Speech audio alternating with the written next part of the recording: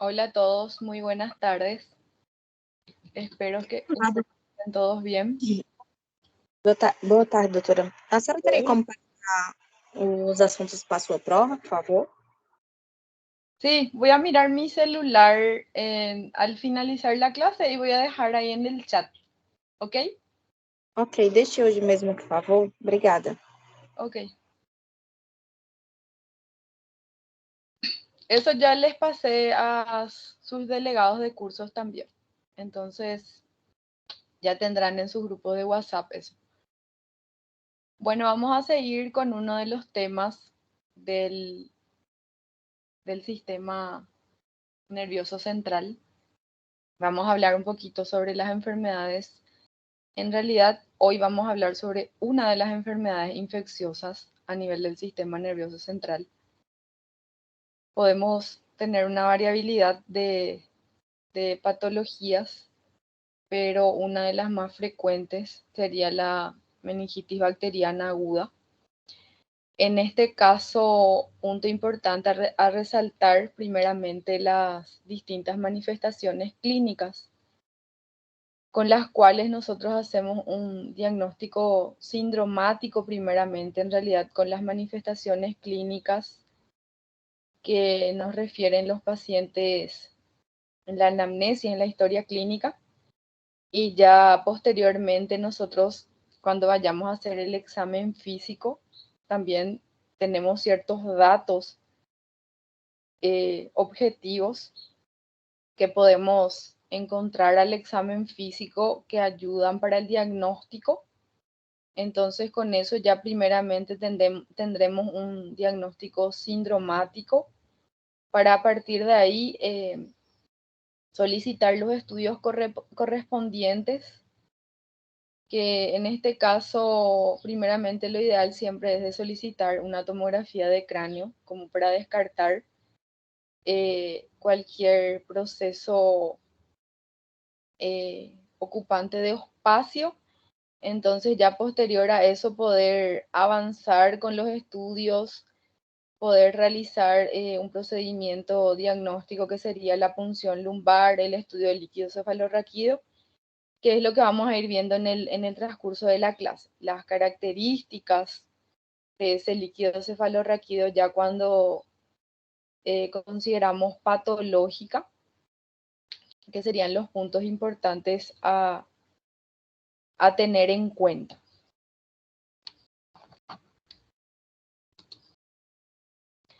Vemos que tenemos distintas infecciones agudas a nivel del sistema nervioso central. Estos en sí constituyen un problema de salud importante. ¿Por qué? Porque si nosotros podemos hacer un buen diagnóstico ya de inicio, a partir de ahí entonces podemos tomar ciertas decisiones correctas e iniciar un tratamiento lo más rápido que se pueda.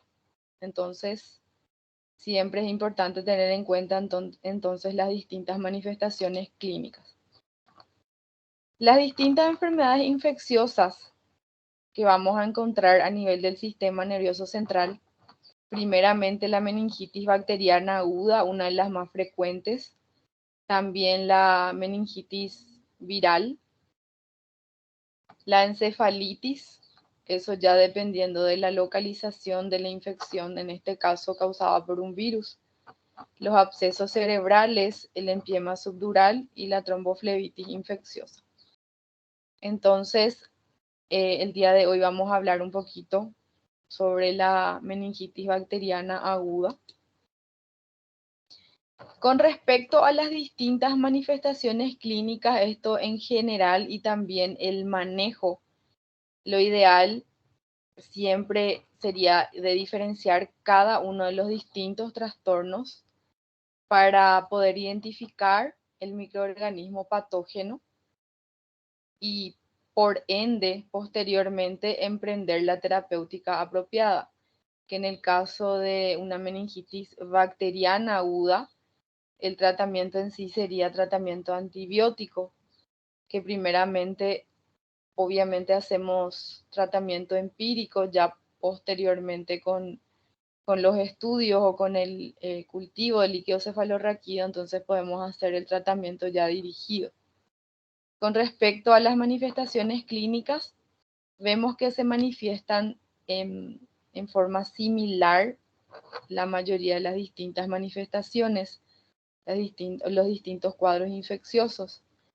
Primeramente, se manifiestan por fiebre, cefalea, también alteración del estado de conciencia, ya eso en estadios más avanzados, convulsiones, episodios convulsivos, o también signos neurológicos focales. Podría ser un déficit motor, dependiendo también del grado de afectación. En el estudio del paciente en sí, esto en general, lo ideal primeramente incluye dilucidar si la infección afecta ya sea el espacio subaracnoideo o si hay algún signo de ataque generalizado o focal del tejido encefálico en los distintos hemisferios cerebrales. También el cerebelo, el tronco cerebral. Obviamente que eso vamos a saber dependiendo de las distintas manifestaciones clínicas y posteriormente con los estudios imagenológicos también. Vemos que si la infección es viral, el proceso infeccioso lesiona directamente al tejido encefálico. Esto generalmente es conocido como encefalitis,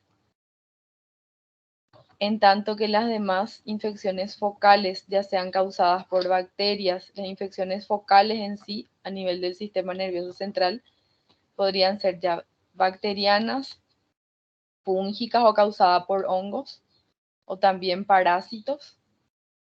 A estos se los clasifican como cerebritis o abscesos, ya cuando son lesiones ocupantes de espacios. Vemos que la rigidez de nuca es una manifestación, un signo que podemos encontrar al examen físico. Eso es lo que traduce, sería la irritación meningea. Tenemos distintas maniobras que podemos utilizar. Eso van a ir viendo en la práctica, que serían los signos de Kernig y Brusinski, como para poder objetivar ese signo patognomónico que sería la rigidez de nuca. Pero vemos que la sensibilidad y especificidad de ambos signos, ambos procedimientos, no son seguros. En algunos casos, dependiendo de cada paciente, eso pueden estar ausentes. Más eso vemos en pacientes ancianos o también en pacientes de muy corta edad, en los inmunodeprimidos o también pacientes con trastornos del estado de conciencia. Entonces, sí pueden aparecer, pero no aparecen siempre. En algunos casos, como en los pacientes ya de edad o también en los niños de muy corta edad, entonces pueden no manifestarse. Eso también podemos ver que no se manifiesten en los inmunodeprimidos. Muchas veces en los pacientes que más presentan alteraciones a nivel del sistema nervioso central podrían ser los pacientes portadores de VIH.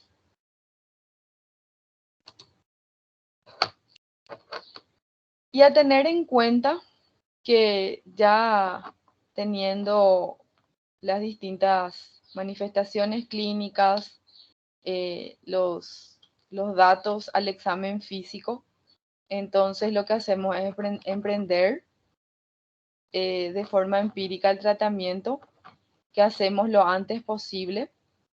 Eso si pensamos que podría ser una meningitis bacteriana.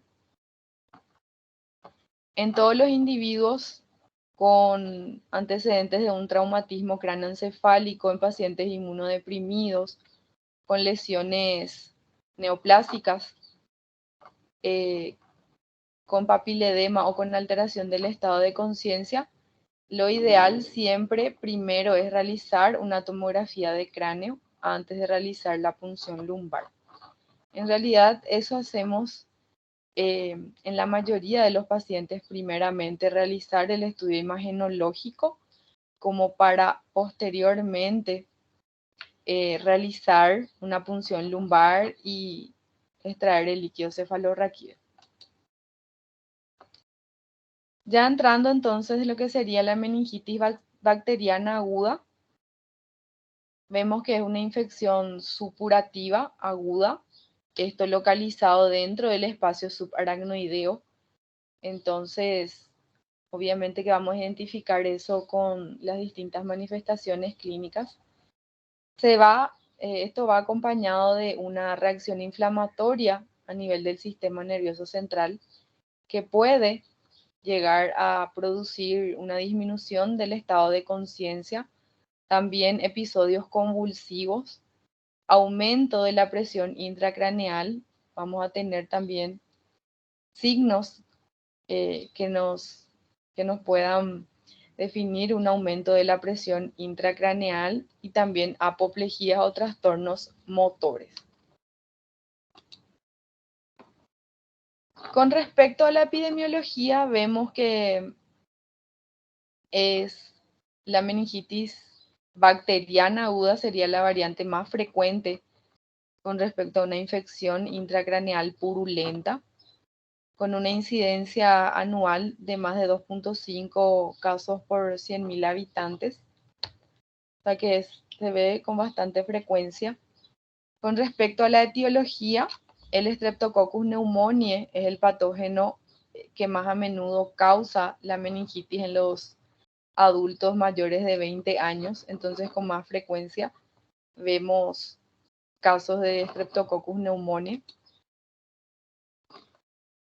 Entre los factores de riesgo vemos que la neumonía por neumococos, por el Streptococcus pneumoniae, es uno de los factores de riesgo más frecuentes y más importante. Entonces, aquí como dato importante a tener en cuenta en la historia clínica, el antecedente del paciente de cuadros de neumonía a repetición o un cuadro pulmonar previo. Entonces, en ese caso ya podemos obtener como dato en la historia clínica. También otros factores como ser la sinusitis, la otitis media aguda o también crónica, el alcoholismo, pacientes diabéticos, esplenectomizados, que son pacientes inmunocomprometidos por su patología en sí, pacientes con antecedentes de un traumatismo de cráneo con fracturas de base de cráneo y también salida de líquido cefalorraquídeo por vías nasales.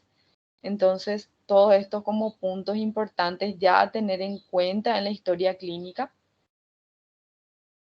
La mortalidad sigue siendo importante, alrededor del 20%, a pesar del uso ya de los antibióticos. Muchas veces esto por la resistencia bacteriana en sí. Con respecto a los gérmenes causantes, la Neisseria meningitidis, vemos que su incidencia ha disminuido bastante con la inmunización, con la vacunación. Vemos que la aparición de petequias o zonas purpúricas en la piel puede ser un signo que nos oriente al realizar el diagnóstico que podría ser causado por la Neisseria meningitidis. En muchos pacientes, la infección por la Neisseria meningitidis suele ser fulminante y suele causar la muerte en horas incluso. Puede iniciarse con la colonización nasofaringea, esto que origina el estado portador del paciente que primeramente se encuentra asintomático. El riesgo de enfermedad invasora ya depende de la virulencia del germen y también de la defensa del hospedador, que sería del paciente. Entonces, todo va a depender de la virulencia en sí del germen y también de del estado del paciente.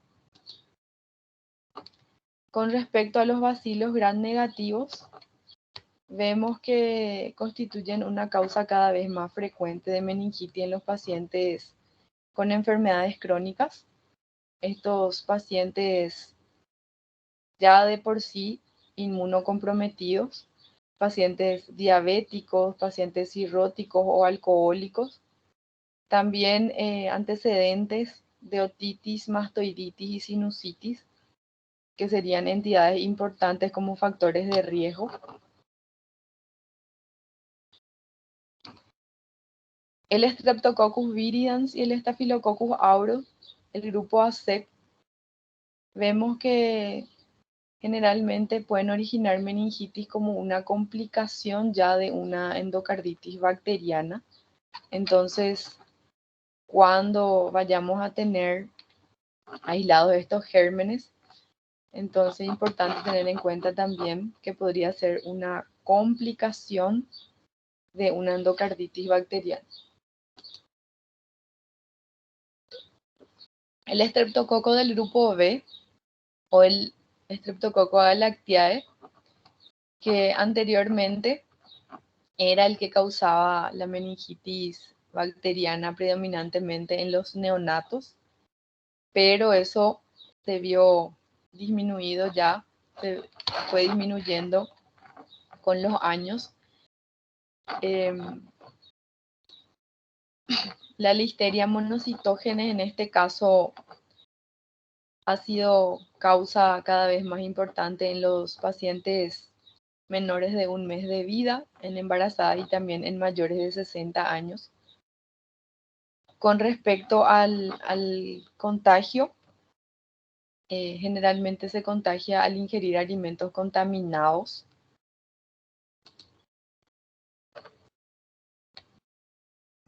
Con respecto a la Haemophilus influenza tipo B, en los niños ha disminuido bastante desde la aparición de la vacuna. Entonces, la Neisseria meningitis y el Haemophilus influenza tuvieron un descenso importante posterior a la inmunización. El Staphylococcus aureus y los coagulasa negativos, aquí vemos que con más frecuencia producen meningitis posterior a intervenciones neuroquirúrgicas. Entonces, aquí tenemos como un foco de entrada a alguna intervención neuroquirúrgica. Entonces, también punto importante a tener en cuenta esto en la historia clínica del paciente. En orden de frecuencia vemos que primeramente se encuentra el Streptococcus pneumoniae en un 50% de los casos, ya la Neisseria meningitis casi en un 25%, el Streptococcus del grupo B en un 15%, Listeria monocitógenes y el Haemophilus influenza ya con menos frecuencia. Entonces aquí punto importante a tener en cuenta el germen causante más frecuente que sería el Streptococcus pneumoniae, en donde tenemos como antecedente o como factor de riesgo cuadros causados por neumococo, una neumonía previa. Con respecto a la fisiopatología, lo más frecuente que suele ocurrir, la colonización de la nasofaringe, eso podría ser ya con una sinusitis, otitis o también mastoiditis. Luego, posterior a eso, los gérmenes se trasladan al torrente sanguíneo, en donde las bacterias eluden la fagocitosis, llegando a los plexos coroideos y posteriormente al líquido cefalorraquídeo, en donde se multiplican debido con mucho más frecuencia a la ausencia de defensa inmunitaria o en pacientes inmunocomprometidos. Entonces, por allí ya inicia el proceso inflamatorio en donde vamos a encontrar un exudado purulento a nivel del espacio supraracnoideo con inflamación meningial.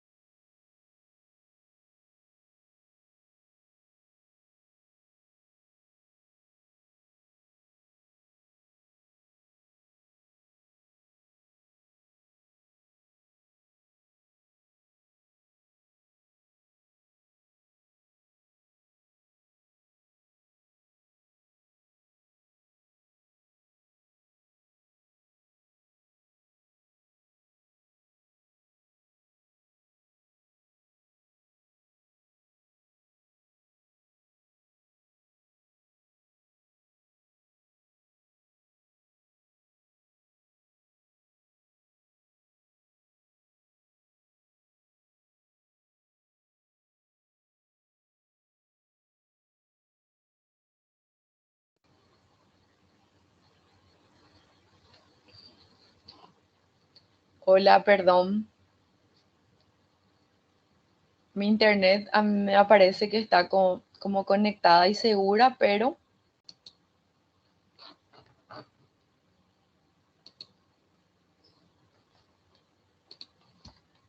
ya aquí iniciando como punto importante, vemos la presentación clínica.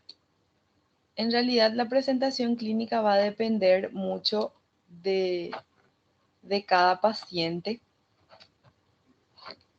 Vemos que en algunos casos se puede presentar como una enfermedad aguda fulminante que puede avanzar en pocas horas o también presentarse como una infección subaguda que va empeorando progresivamente a lo largo de los días.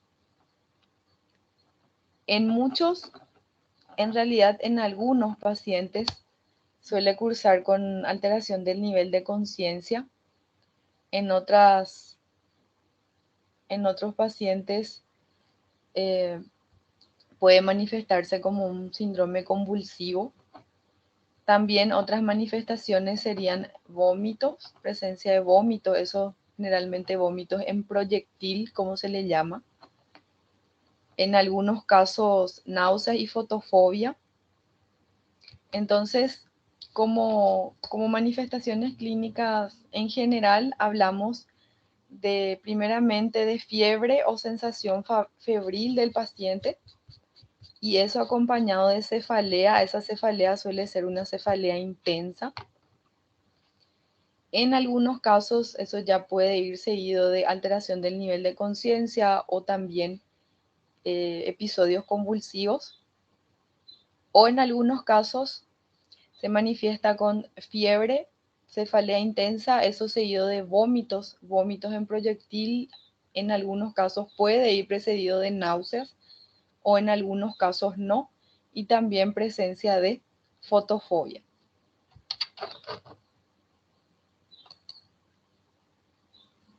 La triada clásica en sí de la meningitis bacteriana sería entonces primeramente fiebre, cefalea, y ya lo que vamos a encontrar al examen físico sería la rigidez de nuca. La rigidez de nuca, en realidad debemos de hacer las maniobras, ya sea de Kernin y Brusinski, como para poder despertar la irritación meningia en el paciente. El aumento de la presión intracraneal vemos que es una complicación esperada y suele ser la causa principal de obnubilación o posteriormente coma en el paciente. ¿Cómo vamos a identificar el aumento de la presión intracraneal? Podemos tener presencia de bradicardia, eso a nivel del sistema del aparato cardiovascular, y también podemos encontrar en el paciente presencia de pupilas, o sea, en el control pupilar podemos encontrar midriasis en ambas pupilas. La La complicación más fatídica del aumento de la presión intracraneal sería la herniación cerebral, que ya es una complicación bastante rara. La incidencia se estima en un 1 a 8% de los casos. El diagnóstico hacemos primeramente por las distintas manifestaciones clínicas, ya lo hallado al examen físico, y ante la sospecha hay que tomar de forma inmediata sangre como para cultivo, eso primeramente con un hemocultivo, e iniciar de forma precoz el tratamiento antibiótico. El diagnóstico en sí se hace por el estudio del líquido cefalorraquídeo. Entonces, aquí en este punto sí se debe realizar la punción lumbar, como para estudiar las características en sí del líquido cefalorraquídeo. Vemos que el uso de antibióticos pocas horas antes de la punción lumbar no suelen alterar de manera significativa el recuento de los leucocitos en el líquido cefalorraquídeo o también la concentración de glucosa en el líquido cefalorraquídeo. En realidad, como para que el líquido cefalorraquídeo se vea alterado, sí debe de ser el antibiótico a dosis meningia, eso ya recibiendo como por lo menos durante 72 horas. Entonces, lo ideal siempre es realizar la punción lumbar como para obtener el estudio del líquido cefalorraquídeo. Aquí vemos las características en sí del líquido cefalorraquídeo normal, como ya para a partir de ahí tener datos importantes a tener en cuenta si obtenemos el líquido cefalorraquídeo patológico. Vemos que el aspecto es de agua límpida, suele salir con una presión de 70 a 80 milímetros de agua. Los leucocitos de 0 a 5 células por campo con proteínas de 15 a 45 miligramos por decilitro y con una glucosa de 45 a 80 miligramos por decilitro, con un valor de más de 60% de la glicemia en sangre. Entonces aquí punto importante también a tener en cuenta, siempre y cuando se vaya a hacer la toma del líquido cefalorraquídeo, se debe de realizar la toma de glucosa o glicemia, de glucosa en sangre. Ya las alteraciones típicas del líquido cefalorraquídeo en la meningitis bacteriana aguda, primeramente presencia de leucocitos polimorfonucleares, eso con un valor superior a 100 células por microlitro en un 90% de los casos. Entonces, a tener en cuenta como dato importante, entonces, en la meningitis bacteriana aguda, la presencia de los leucocitos polimorfonucleares. También el descenso en la concentración de glucosa en líquido cefalorraquídeo con un valor menor a 40 gramos por decilitro, eso en casi 60% de los pacientes. Un aumento en la concentración de proteínas a un valor superior a 45 miligramos por decilitro, eso en un 90% de los casos. Y también el aumento de la presión de abertura, obviamente que eso al realizar la punción lumbar a un valor superior a 180 milímetros de agua en un 90% de los casos. Entonces aquí ya como puntos importantes cuando vayamos a realizar un estudio cefalorraquídeo, del líquido cefalorraquídeo, cuáles son los datos que vamos a solicitar cuando enviamos una muestra al laboratorio. La citología primeramente con la celularidad, también el dosaje de glucosa, dosaje de proteínas. Eso siempre se debe de solicitar cuando se vaya a hacer un pedido para el estudio del líquido cefalorraquídeo.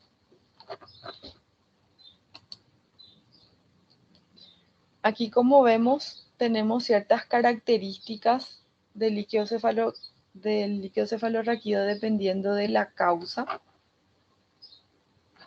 Como vemos, las características en sí del líquido cefalorraquídeo de una meningitis bacteriana es de aspecto turbio.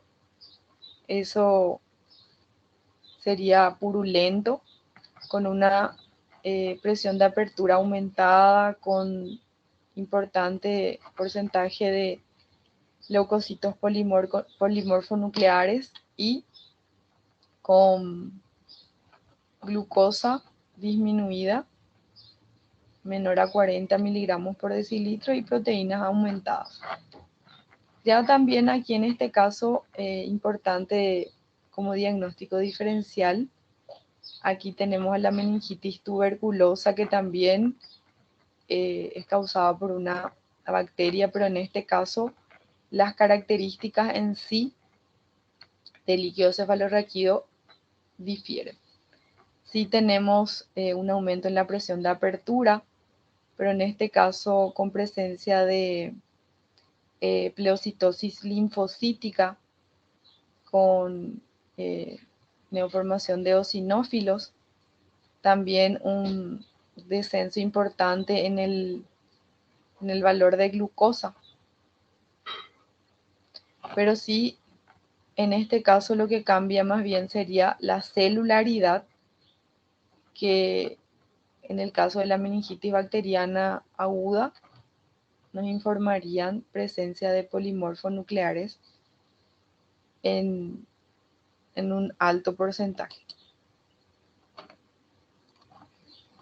Vemos que los cultivos bacterianos son positivos, esto si no se ve enmascarado por antibióticos previos, son positivos en más del 80% de los casos.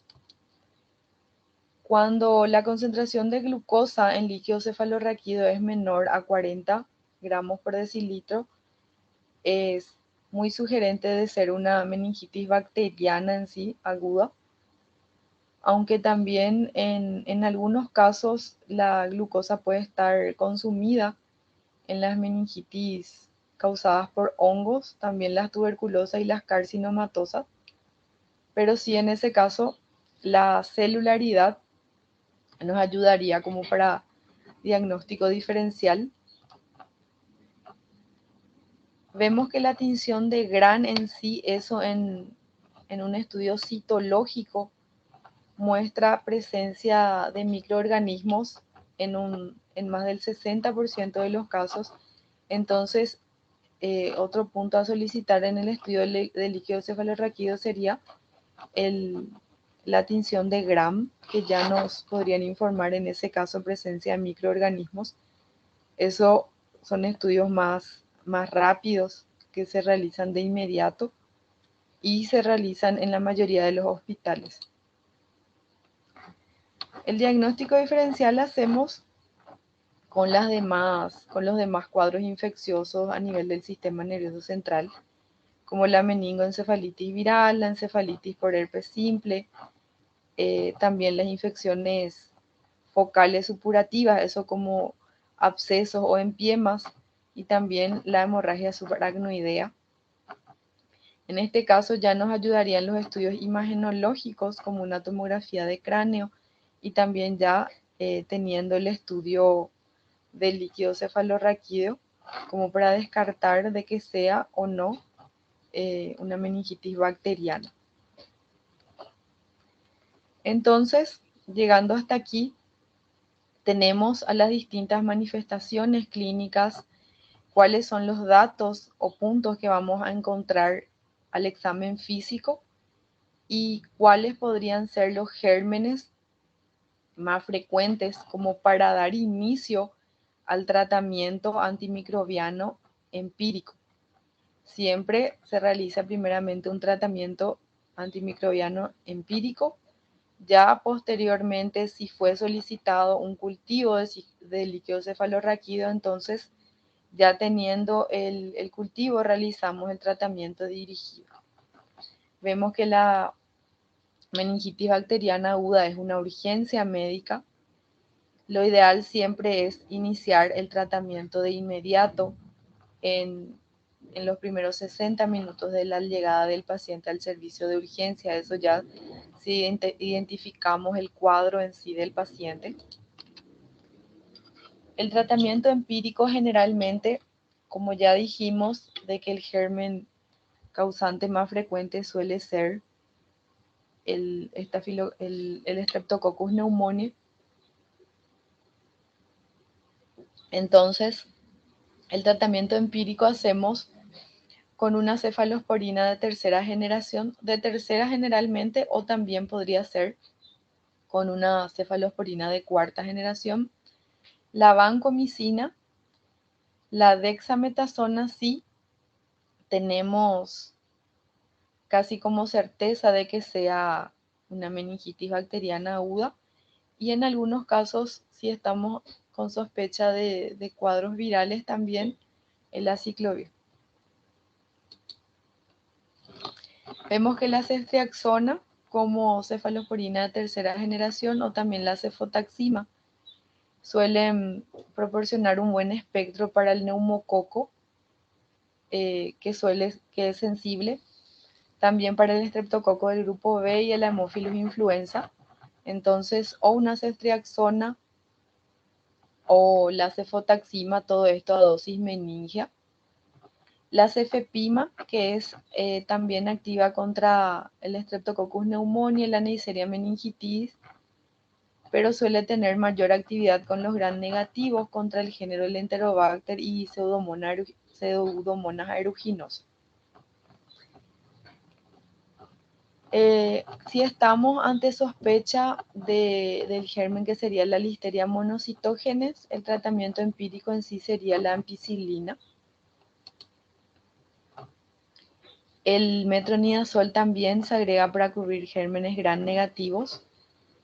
En meningitis intrahospitalarias, que son casos bastante raros, esos generalmente cuando ocurren posterior a intervenciones quirúrgicas.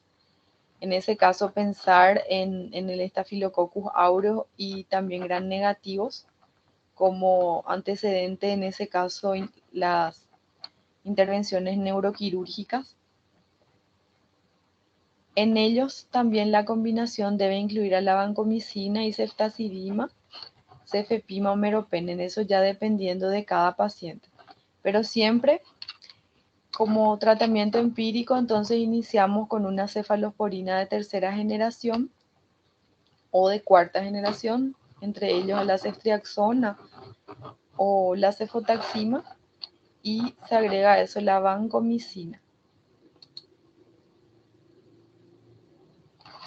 Aquí vemos la dosis total, la dosis sería la dosis meningia, entonces tengan en cuenta que en este caso difiere de lo que sería el tratamiento de una neumonía adquirida en la comunidad, que en este caso sería la dosis meningia. La ceftriaxona sería la dosis 4 gramos día, o sea, la dosis el doble de lo que sería para una neumonía adquirida en la comunidad, eso cada 12 horas.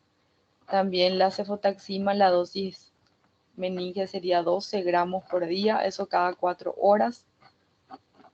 La vancomicina, 2 gramos por día, cada 12 horas también. Esto cuando hablamos de dosis meningia. Ya el tratamiento antimicrobiano específico, esto ya cuando tenemos un cultivo de líquido cefalorraquídeo, siempre lo ideal es cuando se toma el líquido cefalorraquídeo enviar para citológico, citoquímica y también enviar para cultivo. Con la meningitis meningocócica vemos que la ceftriaxona y la cefotaxima suelen proporcionar empíricamente buena cobertura, pero la penicilina G sigue siendo el antibiótico más adecuado para esos casos. Entonces esto ya cuando tenemos aislado el germen en el cultivo del líquido cefalorraquídeo. Para la meningitis no complicada, generalmente el tiempo de tratamiento suele ser de 7 días. Todos los pacientes o contacto de pacientes deben de recibir profilaxis con 2 días de rifampicina. Eso cuando en realidad se realiza cuando ya tenemos aislado el germen, que sería de 600 miligramos cada 12 horas en los adultos, también la dosis en los niños. La rifampicina suele estar contraindicada en las embarazadas. En algunos casos la alternativa como profilaxis. Coloca aqui, tu tá na tua moto, né? Leva na tua moto. Então esse aí é o meu. Eu peguei porque Os meninos estão usando 2 carregadores. O meu. Um é meu, outro Ai, peraí, deixa eu pegar a chave da moto, tá? Ya la meningitis neumocóxica, vemos que eso cuando tengamos en el cultivo de líquido cefalorraquídeo aislado, la terapia inicial sería con una cefalosporina de tercera generación. Lo ideal siempre la ceftriaxona más vancomicina. Se recomienda el tiempo de tratamiento de 2 semanas con el antibiótico intravenoso. Lo ideal como para confirmar la esterilización o la efectividad del tratamiento sería de repetir la punción lumbar, eso luego de 24 a 36 horas de haber iniciado el tratamiento antibiótico. Pero de igual manera completar el tratamiento antibiótico durante 2 semanas. Ya la meningitis estafilocóxica, vemos que para las cepas sensibles a los beta-lactámicos, la nafcilina sería lo ideal. La dosis sería de 9 a 12 gramos por día en intervalos de cada 4 horas. Entonces eso sí tenemos cepas sensibles a los beta-lactámicos. Ya cuando en cepas que son resistentes a la meticilina y también a los alérgicos, para a la penicilina, lo ideal sería la vancomicina en ese caso. Esto ya cuando tenemos aislado el germen. La meningitis por bacilos gram negativos, los distintos bacilos gram negativos, vemos que suelen ser eficaces las cefalosporinas de tercera generación, excepto las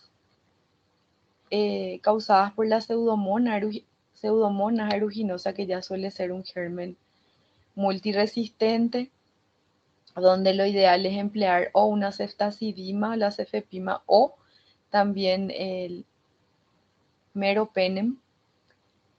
En este caso, el tiempo recomendado de tratamiento sería de 3 semanas, un tratamiento endovenoso, 3 semanas o 15 días. En realidad, la meningitis por listeria, en estos casos suelen ser casos bastante raros. El tratamiento en sí con ampicilina durante al menos 3 semanas. También la combinación del trimetoprim sulfa, el trimetoprim con el sulfametoxazol administrados cada 6 horas sería una alternativa en los que son alérgicos a la penicilina. Eso cuando se tiene aislado entonces en el líquido cefalorraquídeo la listeria monocitógenes como germen.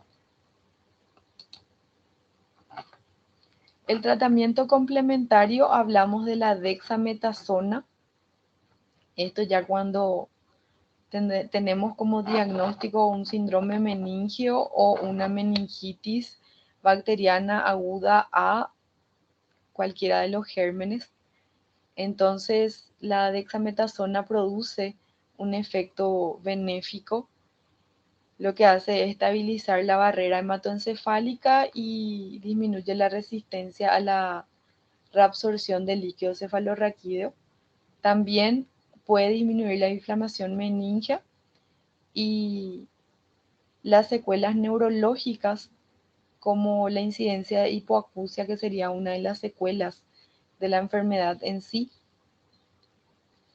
El tratamiento urgente de la hipertensión intracraneal incluye la elevación de la cabeza del paciente a 30 a 45 grados, hiperventilación con intubación y manitol. Eso ya sí tenemos como complicación una hipertensión intracraneal. El pronóstico en sí, el pronóstico va a depender en realidad si llegamos a tiempo, iniciamos el tratamiento, ya sea empírico o también dirigido a tiempo. Vemos que corresponde a una mortalidad de 3 a 7% para la Neisseria meningitidis, el Streptococcus del grupo B y el Haemophilus influenza, en un 15% de los casos para la Listeria monocytogenes, que suele ser un caso bastante raro, en un 20% para el Streptococcus pneumoniae y casi 25% de los pacientes que sufren una meningitis bacteriana aguda y sobreviven quedan con alguna secuela como disminución de la capacidad intelectual, alteración de la memoria, crisis epilépticas, hipoacusia, mareos y trastorno de la marcha. O sea, esas podrían ser las posibles secuelas de la enfermedad. Aquí tenemos un caso clínico de una mujer joven de 21 años que inicia con un cuadro de dolor de garganta y fiebre. Es medicada con paracetamol a horario y también acitromicina, un comprimido al día durante 5 días. Posteriormente, la paciente es traída al servicio de urgencias 4 días después del inicio de los síntomas por empeoramiento brusco del cuadro, persistencia de la fiebre. En este caso, la paciente refirió como sensación febril. A eso se agrega hipotensión arterial y también somnolencia o alteración del estado de conciencia. A su ingreso, entre los signos vitales de la paciente, una presión arterial de 60-40, con una temperatura de 39 grados, o sea, hipotensa, febril, frecuencia cardíaca de 110, taquicárdica, y una frecuencia respiratoria de 25, o sea, taquipneica. Y saturación de 97%. Al examen físico por la piel se observaban múltiples lesiones purpúricas, distribuidas eso por todo el cuerpo. En el estado, en el examen físico neurológico, se encontraba la paciente somnolienta con un Glasgow 13, sin déficit motor y presencia de rigidez de nuca 2 cruces.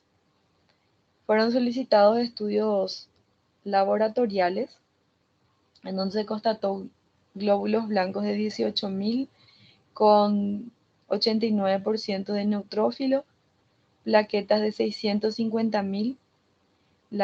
En este caso, la hiperplaquetosis podría ser por el cuadro infeccioso en sí, con una urea de 140, creatinina de 3. La paciente podría estar deshidratada en este caso,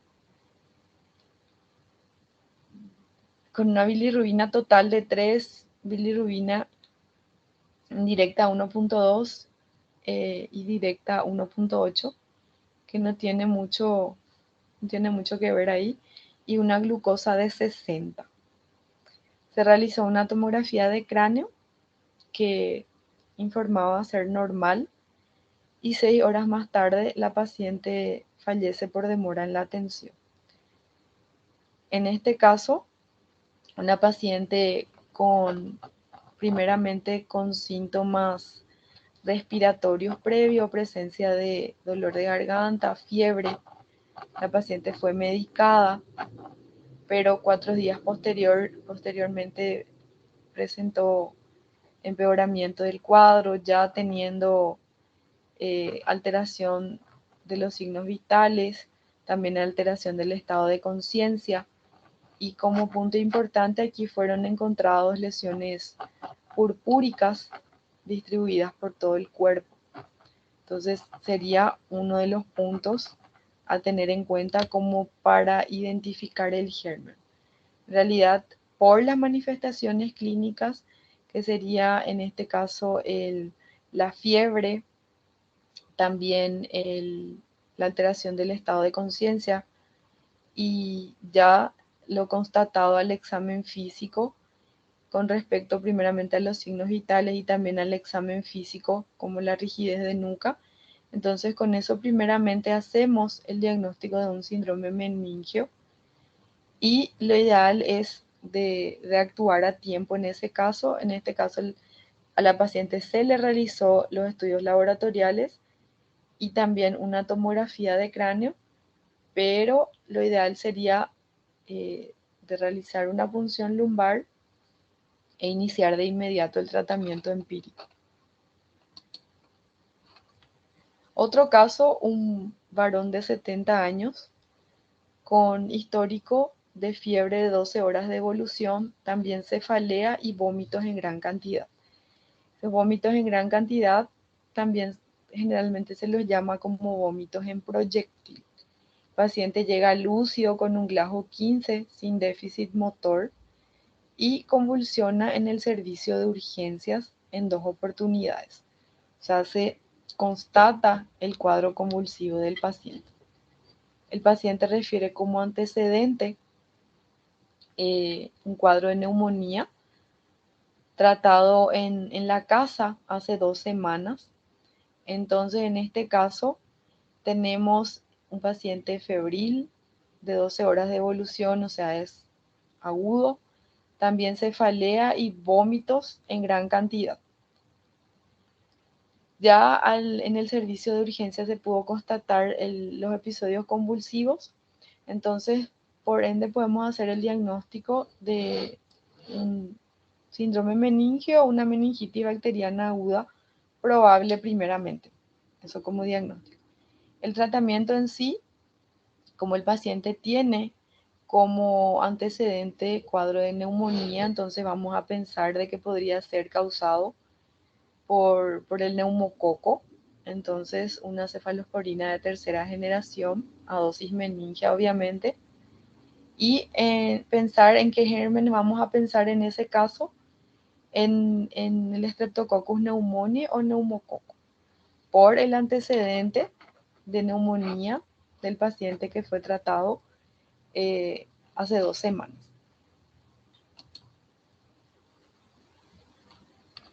Otro caso sería de un paciente varón de 30 años, en este caso como antecedente secuelar de un traumatismo de cráneo grave.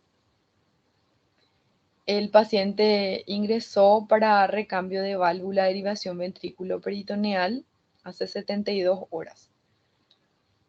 Entonces, en este caso, un paciente ya secuelar que ingresó como para un procedimiento neuroquirúrgico que sería la derivación ventrículo-peritoneal, la colocación de la válvula de derivación ventrículo-peritoneal. El paciente se encuentra actualmente febril de manera persistente, sin secreción por traqueostomía, en realidad ya, por los antecedentes del paciente secuelar, entonces portador de traqueostomía, sin diarrea y sin escaras. En este caso un paciente probablemente encamado, con una radiografía de tórax normal, con una orina simple normal y el líquido cefalorraquídeo patológico. O sea que fue realizado la punción lumbar y el líquido cefalorraquídeo se encontraba patológico. Aquí la pregunta sería en qué germen pensar en este caso. Aquí tenemos como antecedente que el paciente es un paciente secuelar post trauma de cráneo y tiene como foco de entrada una cirugía neuroquirúrgica. Entonces, pensar en este caso en el Staphylococcus aureus y el tratamiento antibiótico que debería de recibir. Primeramente, ver si no es resistente a la meticilina. Entonces, en ese caso, obviamente que de inicio, primeramente se iniciaría la napsilina, podría ser, y teniendo ya el cultivo, si eso es resistente a la meticilina, entonces cambiar el tratamiento por la vancomicina. Otro caso, un paciente varón de 65 años que ingresa a un centro privado alrededor de las 14 horas por alteración del estado de conciencia. Según el hijo del paciente, estuvo internado en otro centro asistencial por 24 horas, un día antes, debido a cefalea y aumento de la presión arterial. Entonces aquí como antecedente tenemos el paciente que consultó primeramente 24 horas antes, estuvo, o por 24 horas estuvo en otro sanatorio, consultó por cefalea y también aumento de la presión arterial. Posteriormente fue dado de alta sin mayores complicaciones e ingresa nuevamente al hospital por alteración del estado de conciencia. Antes del ingreso, el paciente se encontraba lúcido, refería persistencia de la cefalea y posteriormente ya presentó alteración brusca del estado de conciencia. En la evaluación, al examen físico, se constata el paciente comatoso con un Glasgow 8 de 15, con pupilas anisocóricas, una diferencia en ambas pupilas, a expensas de midriasis derecha. Lo que impresionaba era la falta de movimiento en el hemicuerpo izquierdo, o sea, presencia de un déficit motor en el hemicuerpo izquierdo. Presión arterial de 150/90, levemente hipertenso con una frecuencia cardíaca de 115, taquicárdico, frecuencia respiratoria de 28, en este caso taquipneico, y temperatura de 39 grados, que fue un hallazgo casual. Fueron solicitados estudios laboratoriales que retornó 19.900 glóbulos blancos con 89% de neutrófilo, también PCR elevado. En la tomografía de cráneo no se constataba imagen sugerente de algún evento isquémico o hemorrágico, tampoco signos de edema cerebral. Es derivado al IPS y debido al requerimiento de unidad de cuidados intensivos por el estado de conciencia del paciente, 24 horas más tarde se constata su deceso. En este caso tenemos como punto aquí un paciente de edad de 65 años que primeramente cursa con cefalea y también aumento de la presión arterial. En ese caso podemos pensar como un accidente cerebrovascular, ya sea isquémico o hemorrágico, pero posteriormente el paciente ya presenta alteración del estado de conciencia. Lo constatado al examen físico, ya cuando pudimos evaluar al paciente, que se encontraba comatoso y también con alteración importante de sus signos vitales, como de la frecuencia cardíaca, frecuencia respiratoria y también el hallazgo casual de la temperatura de 39 grados. Entonces, un paciente febril que probablemente no pudo referir la fiebre como tal, o no se pudo controlar previamente la temperatura.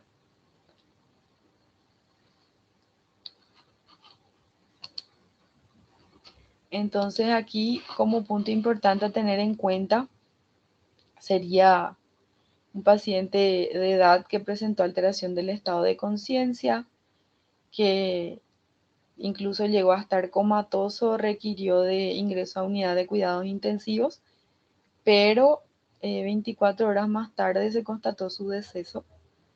Eso no se pudo llegar a realizar un estudio a más, que sería en realidad realizar el estudio líquido cefalorraquídeo, como para poder hacer un mejor diagnóstico.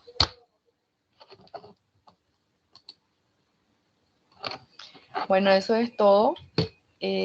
Aquí como punto importante a recalcar nuevamente que tengan en cuenta primeramente las distintas manifestaciones clínicas. En realidad, para la mayoría de las enfermedades infecciosas del sistema nervioso central se manifiestan de la misma manera. Pero hablando ya de la meningitis bacteriana aguda, vemos presencia de fiebre en sí, eso persiste. También presencia de cefalea, esa cefalea suele ser intensa y eso ya podría ir acompañado de náusea en algunos casos o también ya directamente de vómitos. Esos vómitos pueden ser en proyectil y posteriormente a eso también podríamos encontrar episodios convulsivos y también alteración del estado de conciencia. Entonces, teniendo todas estas manifestaciones clínicas, vamos a hacer el examen físico. Al examen físico, lo que vamos a buscar serían los signos de Kernin y Brusinski, eso con la rigidez de nuca o signos de irritación meningia.